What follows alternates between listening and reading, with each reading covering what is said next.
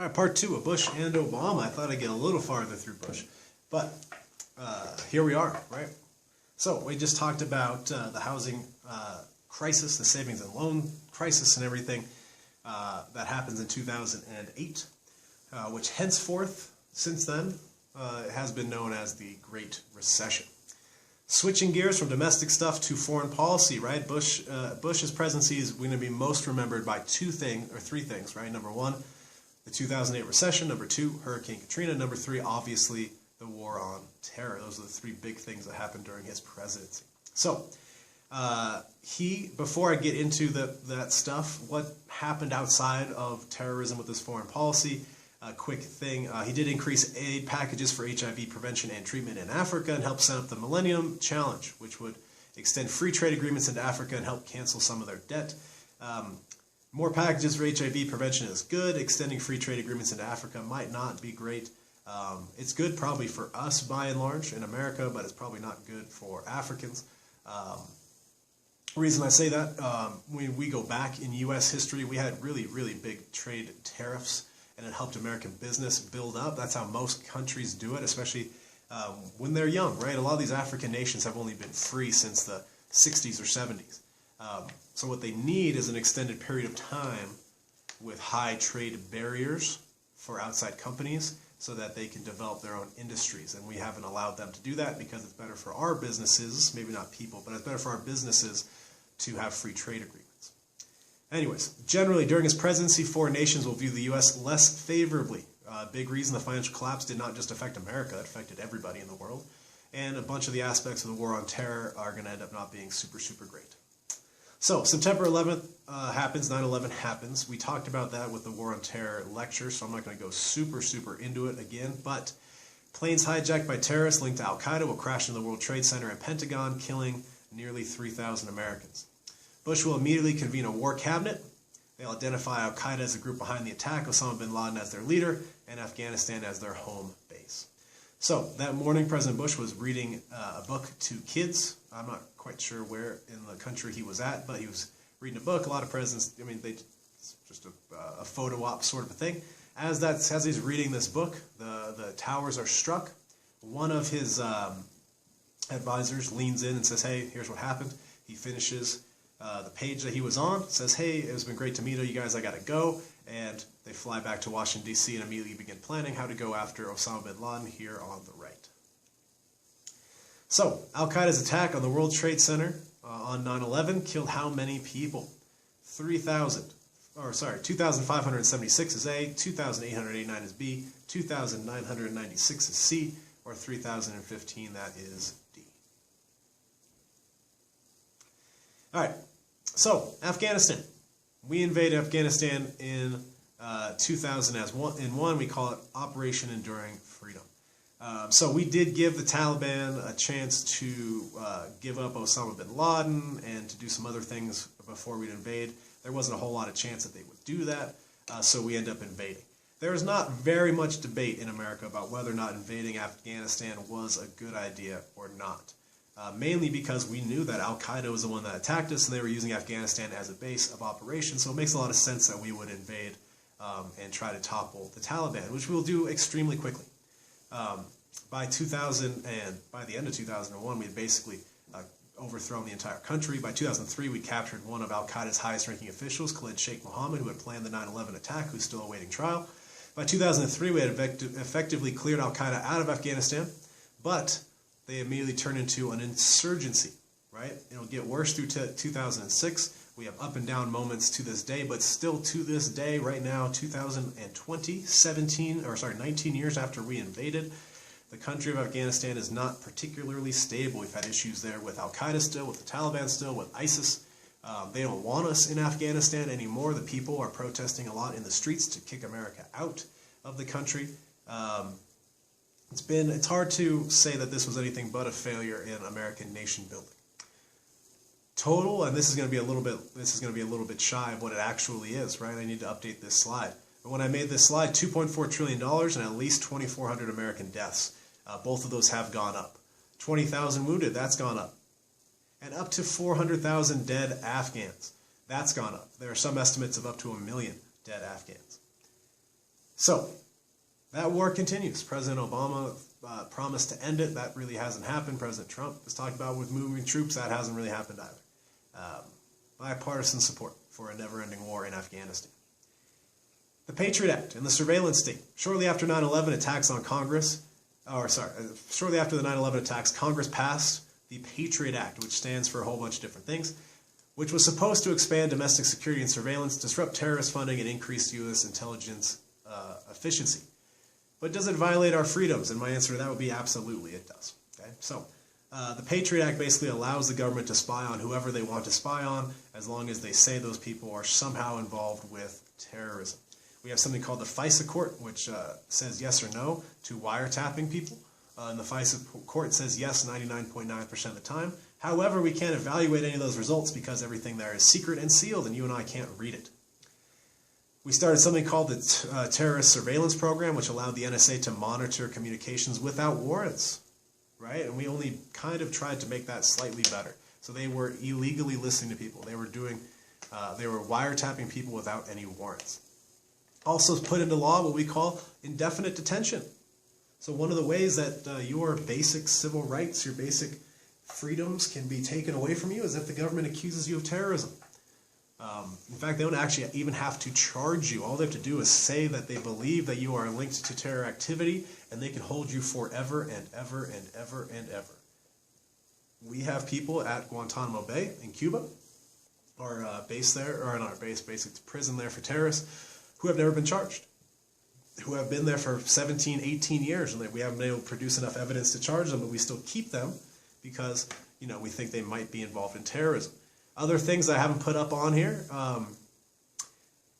with the Patriot Act and with the surveillance state, immediately the state of New York started surveilling Muslims without any due process and without any actual threats made or anything like that. They just started illegally following around and wiretapping Muslims, up to 5 million people, or at least 5 million instances of illegal wiretapping. And we had this big push by the Bush administration to legalize enhanced interrogation, which means torture. Okay? Torture is not cool. Torture doesn't work. We know it doesn't work. There's a lot of reports that show it doesn't work. Democrats in the House and the Senate have produced reports that say it doesn't work. Republicans in the House and Senate have shown reports that say that torture doesn't work. But they're going to push it anyways. And what do I mean by enhanced interrogation? We would strap electrodes to people and electrocute them. We would put people into cages with attack dogs that were trained to not actually attack, but just to bark in their face super loud. We would put them in extremely hot boxes out in the sun all day. We would waterboard them, so they tie you to a board. They tilt you upside down so that your feet are sort of up in the air and your head's towards the ground. They put a towel over your face and they pour water over that towel. It makes it feel like you are drowning. Those are just some of the examples of torture techniques that we did. A way to get around some of the laws involved with these things is that we would have what they call black sites in different countries. We had some in Indonesia, we had some all over the world where we'd take people. It's called a rendition. We'd put a bag over their head and fly them to one of these black sites where we could torture them outside of people's actual view. The current head of the CIA, Gina Haspel, ran one of those black sites and destroyed a whole bunch of evidence before she got confirmed as the head of the CIA. Whew. Anyways, if you want to understand the Afghan war better, this is the best book, the simple best book to read. It's called No Good Men Among the Living. It's written by Anand Gopal, and it is fantastic. Okay, it's not, I mean, it's really well written. It's sad. Obviously, it's about a country destroyed by war, but it is really, really good. And you'll learn a whole bunch of things in there, including the fact that the Taliban actually surrendered to us 4 or 5 times. Talks about what the Bush administration had in place for rebuilding the country, which was basically nothing, which is part of the reason why the country has never been rebuilt, was that we put a bunch of idiots in charge for at least the first 7 years that we were there, and I would argue for the next 12 years that we were there too. Whew. All right, so the Patriot Act allowed the NSA to wiretap citizens without warrants. Is that true or is that false? I will say that we've extended the Patriot Act over and over and over again, and part of the reason that you can tell that most politicians are full of crap is that when President Obama was in office, you had a bunch of Republicans talking about how he wasn't a good person, he wasn't trustworthy, and we shouldn't allow him to have all this power, and then what they do, they extended the Patriot Act while he was in power. Now, vice versa, with President Trump in power, you have Democrats saying he's a threat to the world and a threat to basic humanity and all this stuff and blah, blah, blah. And what do? They vote unanimously to give him more power under the Patriot Act. So it's pretty bipartisan there, even though they lie. The Bush administration sought to legalize enhanced interrogation, which basically means torture to everybody else in the world but us. Is that true or is that false? One of the very few things that former Senator John McCain, who died, I think, last year or the year before, one of the few things that he did in his political career that I actually agreed with was fighting against torture. He was a longtime Republican from Arizona, had been tortured during the Vietnam War. All right, more foreign policy. The Bush Doctrine said our war on terror begins with Al-Qaeda, but it does not end there. It will not end until every terrorist group of global reach has been found, stopped, and defeated. So basically we're saying anyone that might harbor a terrorist is our enemy and we will attack, and that no rules apply. So it could be a completely neutral country that we have no other involvement in, but we will attack terrorists in that country. Who cares about your sovereignty or if it affects you in any way? Big part of this that we need to remember is that we're declaring war on a noun, on terror. Right? How broad is that? Will we ever possibly have the actual effect of getting rid of terror in the world? No, we can't do that. That's been around forever. But it allows us to continue spending more and more and more money on military stuff, which makes military contractors happy, and those military contractors give a lot of money to both Democrats and Republicans when they run for office. It allows the government to seek a little bit more power, which they're always allowed to do under warlike conditions. It's scary. From a civil liberties standpoint, it's scary, and every president's kind of built off of it, which makes it even scarier. So, Iraq. We invaded Iraq in 2003. For a whole host of absolutely wrong reasons that we try to lie our way through forever and ever and ever. The biggest one was that we believed that they had weapons of mass destruction, right? Which they didn't. We never found. We also tried to link them to the Taliban, which Iraq was not linked to any terrorist group because Saddam Hussein wanted complete control of his country, and if he allowed terror activity in his country, he wouldn't have complete control. That's not to say Saddam's a good person, but we're charging him with things that he actually did not possess or did not do. And we're going to use that as justification to overthrow another country's government in a way that was unstable and still is unstable to this day. So Saddam Hussein did have weapons of mass destruction during the Iran-Iraq war, chemical weapons that we sold him, or the technology to build them, which we sold him, but he destroyed that stockpile when the UN asked him to. There's been no evidence that he didn't.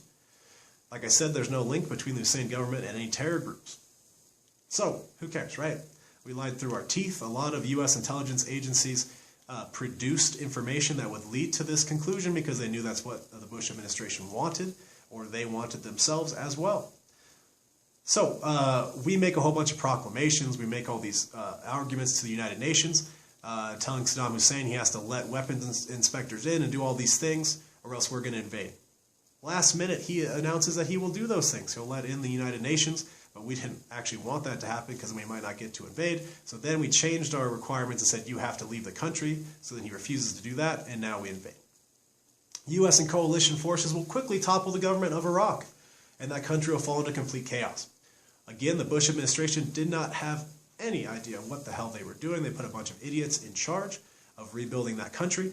And I'd like to say it got better on the Obama administration, but it really hasn't, and it hasn't gotten any better under the Trump administration. So we put a bunch of idiots in charge. Things completely fall apart, right? We disbanded the Iraqi military, which helped create ISIS, right? A lot of angry people going home, got to take their guns home, didn't have enough money to feed their family, and who are they going to blame for it? The Americans, because Americans told them that they couldn't be in the military anymore because they're part of Saddam Hussein's party. So, all that stuff I talked about in the War on Terror lecture. Bush did agree to withdraw troops by December 31st of 2011. Does not happen, right? We still have a bunch of troops there, right? We will withdraw some, right? And then President Obama will claim that as ending the war sometimes. And President Trump will talk about withdrawing troops, but we still have a bunch of troops there. Total cost, again, this is dated. We spent more than $2 trillion there. We've had more than 4,400 Americans die there, more than 32,000 get wounded, and at least 500,000 dead Iraqis. So just a complete failure. And not a lot of people will argue that it wasn't at this point. Everybody running for president in 2016 agreed that it was a failure, Democrats and Republicans alike. And here we are. Right? Iraq doesn't want us there anymore. There's people protesting in the streets in Iraq every day wanting Americans to leave. There have been increased attacks on our embassy or near our embassy in recent years. But we're still there, 17 years later. So, anyways, on the left, there's American troops pulling down a statue of Saddam Hussein when he gets overthrown. Now, all this is to say that Saddam Hussein was not a good person. He was an awful person. We knew he was an awful person for at least 40 years while we were supporting him. But he was useful to us, right? He was bad for his people, but he was useful to us. So a lot of people in Iraq were happy to see him go, but they weren't happy with what we left behind and tried to build behind that.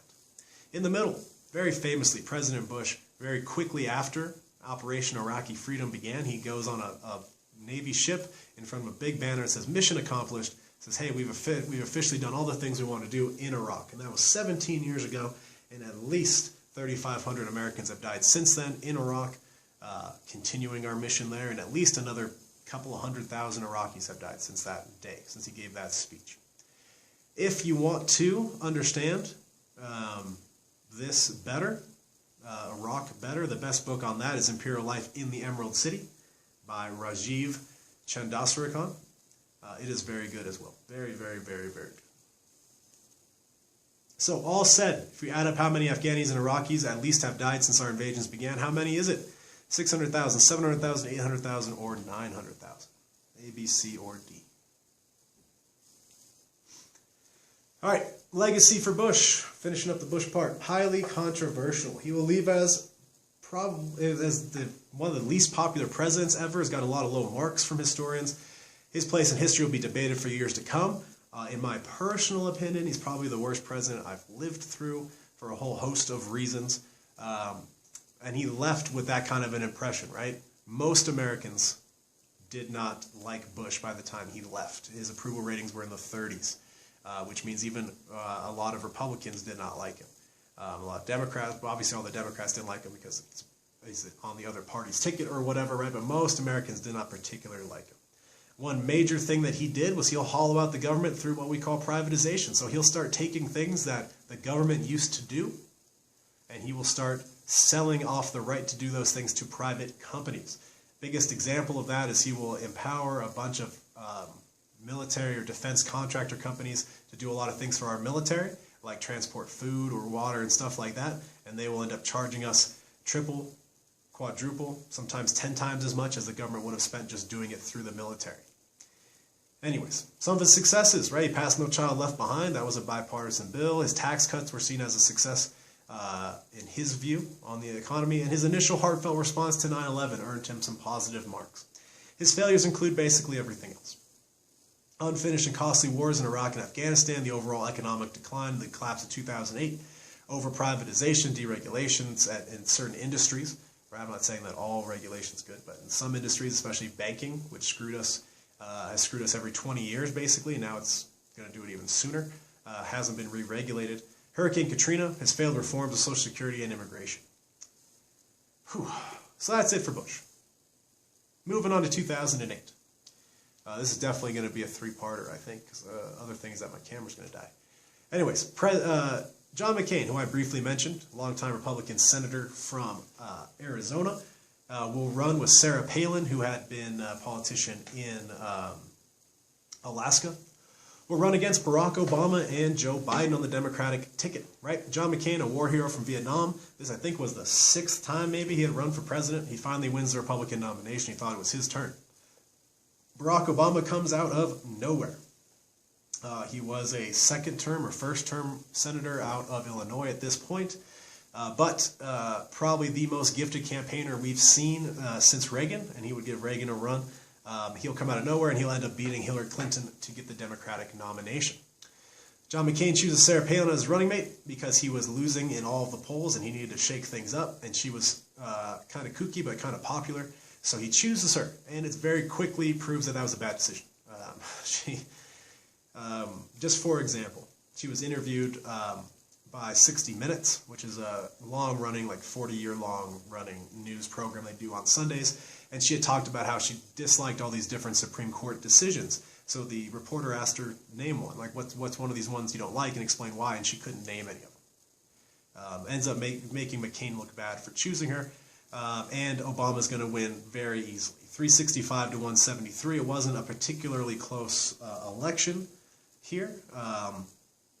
So you'll see the states he won. He wins Florida, which is a huge one. Florida is a big swing state, which is why you hear a lot of political talk about Florida. It's worth 27 electoral votes, which is a lot, right? And like you see here, Colorado flipped. Like I said, I thought Bush was the last Republican our state has voted for. Other things to note up there, Indiana. This is the last time Indiana voted for a Democrat. It's voted straight Republican since then. Ohio, Wisconsin, Michigan, Pennsylvania are always swing states. And this time they went for Obama. So his background. He was born in 1961 in Hawaii. His parents were divorced when he was 3. His father will move to Kenya, and his mother will remarry and take Barack with her to her new home in Indonesia. Barack will move back to Hawaii in 1971. This will give him a different outlook on some things that he grew up sort of international, at least for a while. But here's where all that stuff comes out. The birtherism thing, where people will claim that he was born in Kenya because his father moved there when he was very young. Of course, we have the birth certificate. We have all that stuff. He's from Hawaii. His mother, though, was an academic, eventually earning her PhD in anthropology. Barack will go to private prep schools in Hawaii on scholarship. And his mom will go abroad to do field work, and he'll kind of live there, I think, with grandma, maybe. Eventually, he graduates high school, graduates prep school, goes to Occidental College in Los Angeles. Then he goes to Columbia, and then eventually to Harvard Law School. So we talk about meritocracy sometimes in our country, and that people that work the hardest and the smartest should be the ones that succeed. He did pull himself up from decently rough, maybe not rough, but, you know, divorces aren't easy. Having your mom leave for a long time when your kid's not easy. And he eventually goes through Harvard Law School, which is hard to get into. He graduates from Harvard Law. He becomes, he reviews the Harvard Law Journal, which is a big deal. Moves to Chicago, becomes a community organizer and a professor at the University of Chicago Law School. There he'll meet and marry his wife, Michelle. She becomes a very active FLOTUS, still very popular. He then becomes a state senator for Illinois. Then a U.S. senator, so the state senator means you stay in Illinois, right?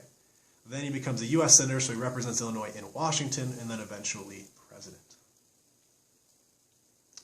So there he is on the left as president, there he is on the right as a kid in college. So, his domestic policy, right? His biggest part of his legacy, the thing that most people remember him for or hate him for, will be the Affordable Care Act, which is also known as Obamacare. It's important to note about Obamacare is that it's more or less insurance reform. It was not universal health care. It wasn't really a reform to our health care system. It was just insurance reform. So what it results in is more people being covered than ever, but it does it in a stupidly gross way. Baby step towards single payer, but really nowhere close to where we should be going. It'll be opposed and obstructed by Republicans, even though it was a Republican idea. It was proposed by the Heritage Foundation, which is a conservative think tank. Obama, very much like President Clinton, liked to take Republican ideas and pass them as his own so he could get more wins in his column. Still very controversial. Republicans still trying to repeal and replace it, although most Americans like it a little bit better than their former system. Like when I was a kid, getting insurance was a little bit worse than under the Affordable Care Act, but that doesn't mean the Affordable Care Act is particularly good. How it eventually works is that every American becomes required to get health insurance. There is a private market and a public market. The public market most of the time was a little bit cheaper, but not a whole lot. So basically it forces more Americans to spend more money to get health care coverage through all these private companies. So it wasn't socialism or anything like that. Healthcare premiums have gone up. It hasn't worked as well as they thought it would, and all this sort of stuff. I think it's slightly better than what we had before, but it's nowhere near what we should have, considering how much we spend. We spend more money than any other country, both the federal government and us individually as people. We spend more money on healthcare than anybody else in the world, and we don't get the outcomes that we should for that money. And that's where I'll end with that. Obama will sign the Lilly Ledbetter Fair Pay Act, which was supposed to equalize pay between men and women. It did a little bit of that. He will pass Race to the Top education reform program, which basically just builds off of No Child Left Behind, which will put it is, so what they do is they put $4 billion in additional school funding to public schools, but you had to put together the best presentation sort of to get that. Instead of just giving out money to who needs it the most, they gave it out to who could give the best presentation, which didn't really help. His administration also really sucked, in my opinion, as a public school employee. By encouraging more funding, they diverted more money than any other presidency ever had for charter schools. Dodd-Frank, Wall Street Reform and Consumer Protection Act will get passed, which is supposed to prevent another meltdown, but wasn't as intense as it needed to be. It was supposed to have this whole package of new rules, and most of those rules end up not getting written or get made moot. Energy. U.S. oil production will double. The reliance on imported oil will be cut in half. By the time Obama's done, we're a net exporter of oil, which we still are, right? Wind and solar will increase greatly under his presidency. He's supposed to be known as a good environmental president, but that's, I think, a little bit simplistic, right? He'll greatly increase dirty oil stuff as well, or dirty energy stuff as well, or at least what we call dirty because it has a negative impact on the environment in the long run. But he will increase a lot of investment into green energy too. So, the Affordable Care Act was upheld by the Supreme Court. If people call and say, what do you think about Obamacare? It's like 55-45 negative.